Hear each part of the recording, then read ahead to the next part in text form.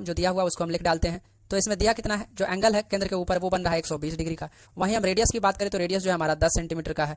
तो हम इसके लिए सबसे पहला काम फिगर बना लेते हैं ताकि हमें समझ में आए। तो फिगर में जो है ये हमारा क्या हो जाएगा, रेडियस हो जाएगा। और इस प्रकार से जो है एक वृत्त की जीवा जो है वो क्या कर रही है, एक त्रिज्यखंड का निर्माण कर रही है। सेंटर के ऊपर जो है 120 डिग्री का एंगल बन रहा है और यही हमारा क्या होगा, लघुखंड होगा, जिसका क्षेत्रफल जो है हमें पूछ रहा है। तो हमने कहा कि वृत्त के अंदर जो लघुखंड का एरिया है वो तभी निकलेगा जब वृत्त के त्रिज्यखंड के एरिया में से ट्रायंगल का एरिया माइनस करेंगे। तो इसके लिए सबसे पहला काम, जो हम दोनों का फॉर्मूला हमें पता होना चाहिए। तो जो त्रिज्यखंड की एरिया की बात करें, एरिया ऑफ जो त्रिज्यखंड है, एरिया ऑफ त्रिज्यखंड, जो त्रिज्यखंड है वो कितना हो जाएगा। तो त्रिज्यखंड की बात करें तो त्रिज्यखंड का एरिया होता है पाई आर स्क्वायर थीटा बटा 360। वहीं हम एरिया ऑफ ट्रायंगल की बात करें तो एरिया ऑफ ट्रायंगल जो होता है 1/2 आर स्क्वायर साइन थीटा होता है। तो हमने कहा लघुखंड का क्षेत्रफल तभी निकलेगा जब हम क्या करेंगे, त्रिज्यखंड के क्षेत्रफल में से एरिया ऑफ ट्रायंगल घटाएंगे।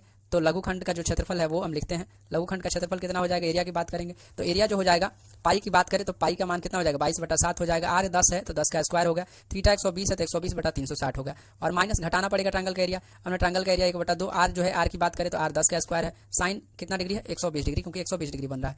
तो इस प्रकार से हम बात करें, यहाँ से निकालेंगे तो ये आ जाएगा हमारा, ये कट जाएगा तो ये नीचे 3 आ जाएगा। तो ऊपर बात करेंगे तो 2200 और बटा कितना हो जाएगा, 21 हो जाएगा। माइनस यहाँ बात करेंगे तो 2 से काटेंगे तो ये 50 बार में कट जाएगा। और 50 इंटू साइन 60, 120 का वैल्यू जो होता है वो √3/2 होता है।